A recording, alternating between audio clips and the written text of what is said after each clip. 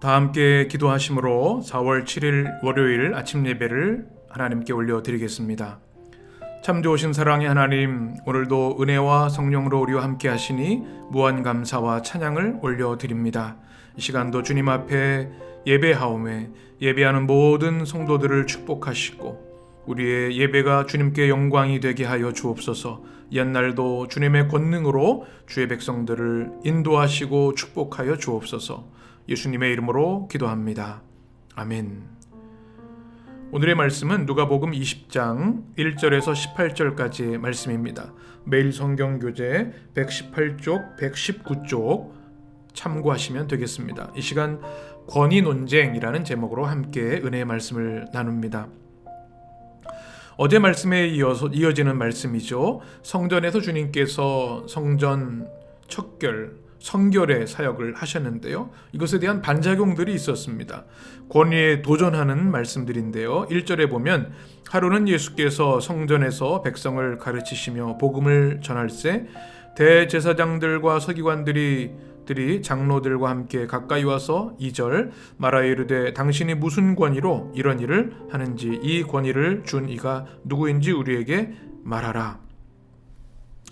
예수님을 따르는 많은 이들이 있었습니다. 예루살렘 입성하실 때 주님을 찬양하는 일도 있었고요. 그런데 주님께서 성전에 그 장사하는 이들을 쫓아내셨지 않았습니까? 그런데 그것에 대한 불만을 가진 세력들이 있었습니다. 바로 성전 권력자들입니다. 성전 권력자들과 또 장사하는 사람들이 다 연관되어 있었는데 그들을 쫓아내고 강도의 소굴로 만들었다. 내 집은 기도하는 집이다 말씀하셨을 때 그들은 주님을 향해 반발을 가지게 됩니다. 왜냐하면 자기들의 이익에 도전한 거라고 생각하기 때문에 그렇습니다. 그러면서 예수님께 무슨 권위로 그렇게 하느냐? 대제사장, 서기관, 장로들이 그렇게 주님께 반문하는 겁니다. 그때 3절에 보면 주님께서 대답하여 이르시되 나도 한 말을 너에게 물으리니 내게 말하라. 주님은 그것을 설명하지 않고 반문하십니다. 4절 요한의 세례가 하늘로부터냐 사람으로부터냐. 5절에 보면 그들이 서로 이 질문에 당황하면서 논의를 하죠. 5절에 보면 그들이 서로 의논하여 이르되 만일 하늘로부터라 하면 어찌하여 그를 믿지 않느냐 할 것이요. 6절 만일 사람으로부터라 하면 백성이 요한을 순자로 인정하니 그들이 다 우리를 돌로 칠 것이라 하고 그들이 주님의 질문의 의도를 파악해서 그들도 대답을 잘 하지 못하는 겁니다. 요한의 세례에 대해서 하늘로부터라고 말하면 또 사람으로부터 말하면 둘 다 공격을 받기 때문에 그러는 것이죠. 그래서 7절에 보면 그들이 대답합니다. 어디로부터인지 알지 못하노라. 그래서 주님께서 아주 명쾌하게 이렇게 말씀하십니다. 8절 말씀 같이 읽겠습니다. 예수께서 이르시되 나도 무슨 권위로 이런 일을 하는지 너희에게 이르지 아니하리라 하시니라. 아멘. 예수님이 아주 강렬한 권위, 통렬한 통찰, 아주 통쾌한 주님의 반문을 우리가 읽게 됩니다. 이 종교 권력자들은 주님을 늘 경계하고 어떻게든 주님을 체포하고 죽이려고 했지요. 예수님이 성전에 하신 일들을 신성모독, 성전모독이라고 억울하게 그 혐의를 뒤집어 쓰이려고 하던 참이었습니다. 그러나 주님은 그것에 넘어가지 않으시고 간파하시고 그들을 오히려 반문하셔서 당황하게 만드신 겁니다. 주님의 그 탁월한 지혜와 권위, 능력을 우리가 보게 됩니다. 우리가 세상을 대할 때도 주님과 같은 지혜가 필요합니다. 비둘기같이 순결해야 하지만 또한 우리는 말씀의 권위, 또 영적인 권위로 압도할 수 있는 힘, 어떤 공격이 와도 지혜롭게 여유롭게 대처할 수 있는 영적인 힘이 있어야 될 줄 압니다. 그것을 위해 기도하고 또 믿음 안에 승리하는 여러분 되시기를 바랍니다. 이제 9절부터 보게 되면 악한 농부들의 비유에 대한 말씀입니다. 우리가 잘 알고 있는 말씀이죠. 9절 보면 그가 또 이 비유로 백성에게 말씀하시기 시작하시니라. 한 사람이 포도원을 만들어 농부들에게 새로 주고 타국에 가서 오래 있다가 10절에 보면 때가 이름에 포도원 수출 얼마를 바치게 하려고 한 종을 농부들에게 보내니 이렇게 말씀합니다. 포도원 일꾼 또 악한 농부의 비유를 주님이 말씀하시는데요. 사람들이 듣습니다. 포도원 주인이 있습니다. 포도원을 만들어서 농부들에게 세를 주고 일을 하게 하지요. 그리고 타국에 가 있습니다. 오랜만에 이제 어떻게 지내는가 하고 소출에 얼마를 바치게 하려고 종을 보냅니다. 그랬더니 10절에 보면 농부들이 종을 몹시 때리고 거저 보냅니다. 그래서 주인은 또 11절에 보면 다른 종을 보내는 동일합니다. 12절에 보면 또 세 번째 종을 보내는데도 그들을 능욕하고 내쫓습니다. 13절에 보면 포도원 주인이 고민을 합니다. 13절 포도원 주인이 이르되 어찌할까 내 사랑하는 아들을 보내리니 그들이 혹 그는 존대하리라 하였더니 그래서 종들을 보내서 아무 소득이 없게 되자 포도원 주인은 사랑하는 아들을 보냅니다. 존대하겠지 내 아들이니까.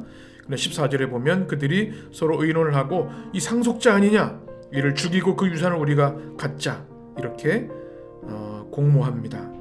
그리고 15절에 보면 포도원 밖에 내쫓아 죽이게 됩니다. 포도원 주인이 어떻게 했을까요? 16절에 보면 이렇게 말씀합니다. 와서 그 농부들을 진멸하고 포도원을 다른 사람들에게 주리라 하시니 사람들이 듣고 이르되 그렇게 되지 말아지이다 하거늘.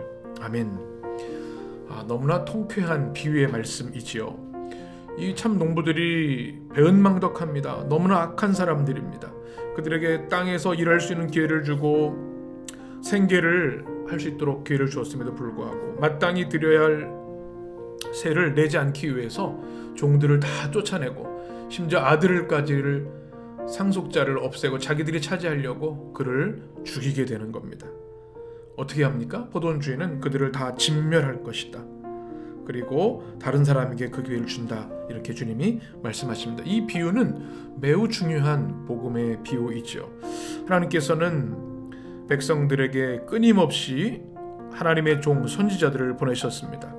그들이 하나님을 거역하고 말씀에 불순종하는 것을 보시고 회개할 것만이 살 길이다. 허개하고 말씀에 순종하라 촉구했지만 선지자들을 오히려 그들은 능욕하고 거역했습니다.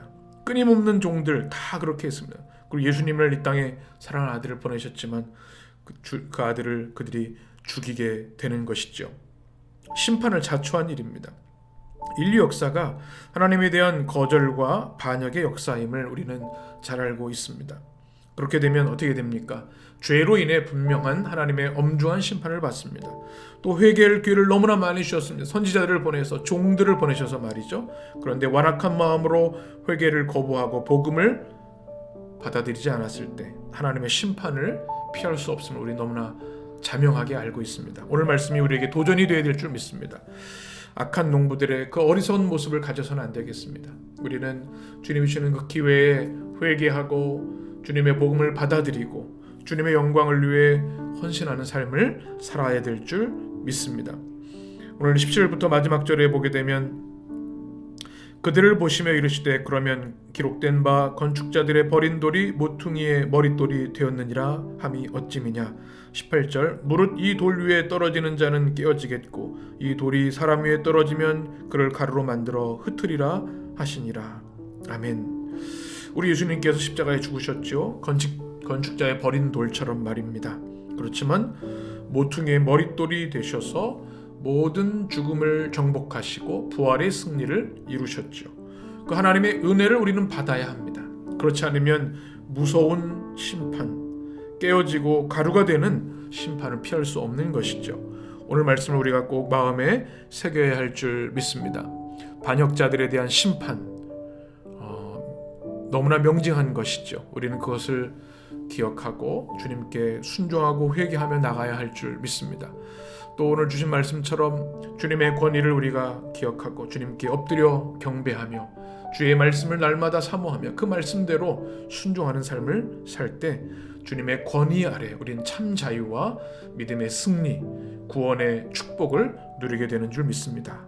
이 한날도 오늘 말씀대로 믿음과 지혜로 승리하는 우리 모든 복된 성도들 되시기를 주님의 이름으로 축원합니다. 우리 함께 기도하겠습니다. 존귀하신 하나님, 오늘 말씀을 통해 우리 영을 깨워주시고 우리 주님의 그 거룩한 권위를 우리가 깨달아 엎드려 복종하며 주님께 경배를 올려드리게 하시니 감사합니다. 타락한 성전 권력자들, 그들의 오만하고 교만한 모습이 아니라 순종하는 사람들, 겸손히 주님 앞에 경배하는 사람들이 되게 하여 주옵소서. 악한 농부들의 비유를 통해 주신 주님의 메시지를 우리가 마음에 새기게 하여 주길 원합니다. 완악한 마음, 악한 마음들을 벗어버리고 이 땅에 주님을 대적하는 이들을 향한 안타까운 마음으로 우리가 중보하며 기도하게 하여 주시며 주님의 심판, 그 심판 우리가 받지 않도록 믿음 안에 굳건히 서서 늘 깨어 기도하는 경건한 주님의 백성들 되게 하여 주옵소서.